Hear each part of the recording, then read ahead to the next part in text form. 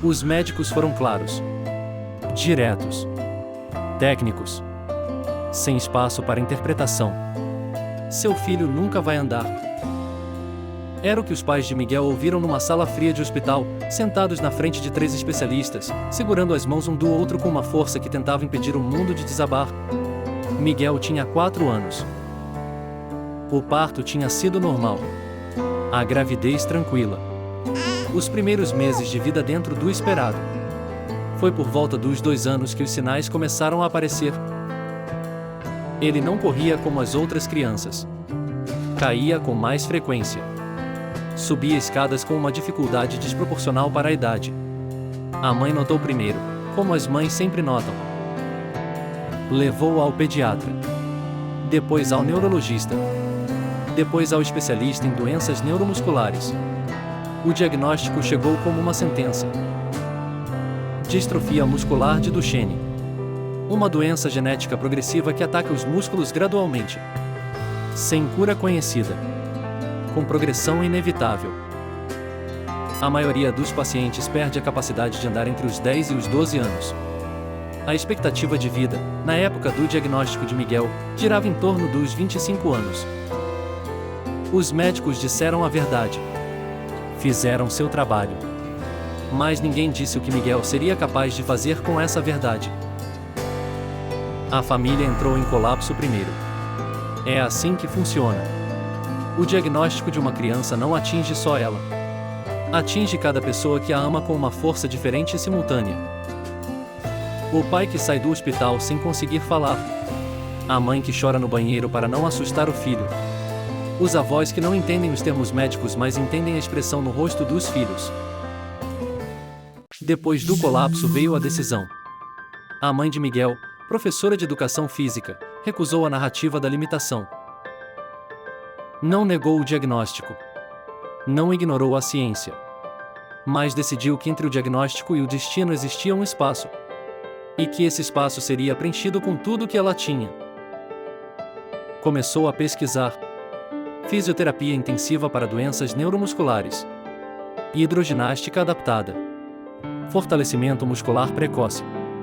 Estudos clínicos em outros países. Protocolos experimentais. Comunidades de famílias com o mesmo diagnóstico. Miguel começou fisioterapia 3 vezes por semana com 4 anos. Não era fácil. Para nenhum dos dois. Uma criança de 4 anos não entende por que precisa fazer exercícios que doem enquanto os amigos estão brincando. Chorava. Reclamava. Pedia para parar. A mãe ficava do lado. Sempre. Aos 6 anos Miguel andava. Com dificuldade, com quedas frequentes, com uma marcha diferente das outras crianças. Mas andava. Os médicos estavam surpresos. Revisaram o diagnóstico. Confirmaram. Era Duchenne. Mas a progressão estava mais lenta do que o esperado. Atribuíram a fisioterapia precoce e intensiva. À hidroginástica. Ao fortalecimento muscular que começou antes que a degeneração avançasse demais. Aos 10 anos, idade em que a maioria dos pacientes com Duchenne começa a perder a mobilidade, Miguel ainda andava. Ainda corria. Com limitações, com adaptações, mas corria. Foi aos 12 anos que ele descobriu a natação. Dentro da água o corpo de Miguel funcionava de forma diferente. A flutuabilidade compensava a fraqueza muscular. Os movimentos que eram difíceis em terra ficavam possíveis na água. A piscina se tornou seu lugar no mundo. Treinou por anos. Com um técnico que nunca tratou Miguel como um paciente. Que gritava nas bordas da piscina como gritava para qualquer outro atleta. Que cobrava, exigia, acreditava. Aos 17 anos Miguel competiu pela primeira vez em natação paralímpica. Não ganhou. Ficou em último lugar na sua categoria. Chorou na arquibancada com a mãe por um tempo que nenhum dos dois soube dizer quanto foi. Mas tinha competido. Aos 22 anos veio o convite. Uma ONG de esportes adaptados organizava uma maratona aquática. 4 quilômetros em mar aberto. Para atletas com deficiência física de qualquer tipo. Miguel se inscreveu sem contar para ninguém. Treinou por 8 meses. Acordava às 5 da manhã. Entrava na piscina quando ainda estava escuro. Saía quando o sol já estava alto. No dia da prova, a mãe descobriu quando chegou à praia e viu o número na testa do filho. Não disse nada. Ficou na areia. Miguel entrou no mar. 4 quilômetros depois, quando saiu da água com as pernas tremendo e os braços que a medicina tinha dito que nunca seriam fortes o suficiente, ela estava na linha de chegada.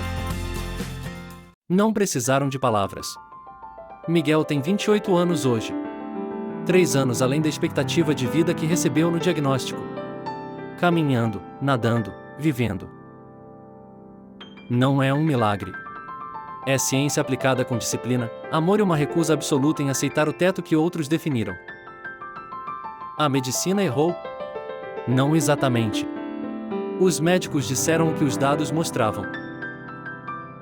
O que nenhum dado consegue medir é a combinação de uma mãe que não aceita limites, uma criança que decide lutar e um corpo que responde além do esperado. Esse caso me ensinou que o diagnóstico é o começo da história, não o fim. Que os números e as estatísticas descrevem populações, não pessoas. Que existe sempre um espaço entre o que a medicina prevê e o que um ser humano é capaz de fazer com essa previsão. E que às vezes o tratamento mais poderoso que existe não vem de nenhuma farmácia. Vem de alguém que fica do seu lado e não deixa você desistir. No próximo vídeo vou contar o erro médico que chocou o mundo inteiro. Um caso que mudou protocolos em hospitais de 20 países. E que começou com uma decisão que parecia completamente razoável na época.